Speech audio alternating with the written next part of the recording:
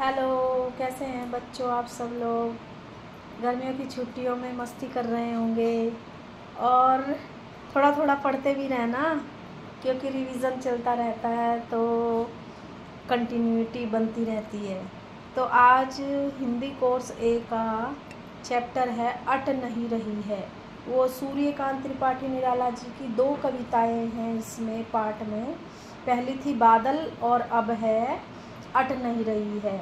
अब जो सूर्यकांत त्रिपाठी निराला जी हैं वो प्रकृति कवि हैं, तो इसमें उन्होंने बसंत ऋतु की जो सुंदरता है उसके बारे में वर्णन किया है कि अट नहीं रही है। अटने का मतलब बर्दाश्त नहीं हो रही है, सहन नहीं हो रही है। तो कहते हैं कि अट नहीं रही है, आभा फागुन की तन सट नहीं रही है।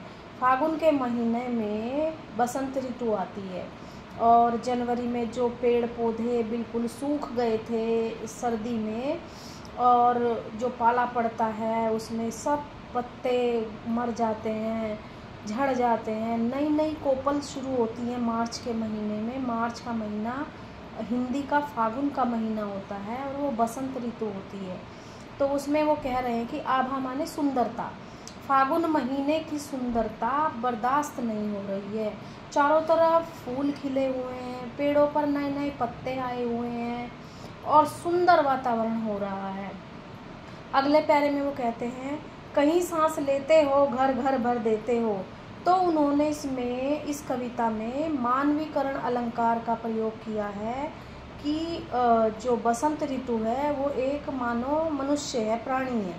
तो वो उसके लिए कहते हैं कि कहीं सांस लेते हो। अब सांस कैसे लेगा वो, माने खुशबू फूलों की, फूल चारों तरफ खिले हुए हैं और जब फूलों के पास से हवा का झोंका जाता है तो सारे वातावरण में खुशबू फैल जाती है।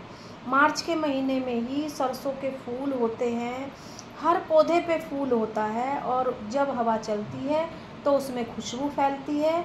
तो उसमें कवि ने सुंदर वर्णन किया है कि जो वो है बसंत ऋतु, वो जब बसंत ऋतु प्राणी जब सांस लेता है तो उसकी सांसों में इतनी खुशबू है कि वो सारे में फैल जाती है। आगे वो कहते हैं कि उड़ने को नभ में तुम पर कर देते हो और ऐसा लगता है जैसे बसंत रूपी जो पक्षी बन गया है अब और सारे आसमान, नभ माने आसमान, आसमान तक उड़ता फिर रहा है और जहाँ तक जाता है वहाँ तक खुशबू ही खुशबू फैला रहा है। तो इस तरह से ये छोटा सा वर्णन हुआ इस पैराग्राफ का।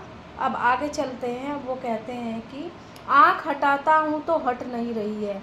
चारों तरफ इतनी सुंदरता है कि अगर मैं उस सुंदरता से आँख हटाना चाहूँ, उसे ना देखना चाहूँ, तो बार बार मेरा मन उसे ही देखने को कर रहा है। पत्तों से लदी डाल कहीं हरी कहीं लाल।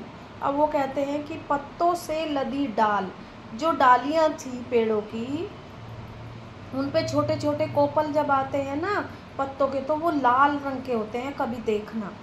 और जब वो थोड़े से बड़े हो जाते हैं तो बहुत सुंदर हरे रंग के मुलायम मुलायम पत्ते आते हैं नए नए। ये प्रकृति का रूप तुम निहारना कभी जाकर मार्च के महीने में। और ये होता है अगस्त में बरसात, जुलाई में फिर से गर्मी के कारण सब झड़ जाते हैं और अगस्त में फिर से नए नए कोपल और नए नए पत्ते आते हैं। तो ये प्रकृति का रूप निहारना इतना सुंदर लगता है कि जैसे भगवान उनको यूँ चला रहे हैं। पत्तियाँ, नई नई पत्ती बंद है वो धीरे धीरे खुलती हैं, फूल यूँ बंद है, धीरे धीरे सूरज की किरण लगने से वो फूल बन जाता है।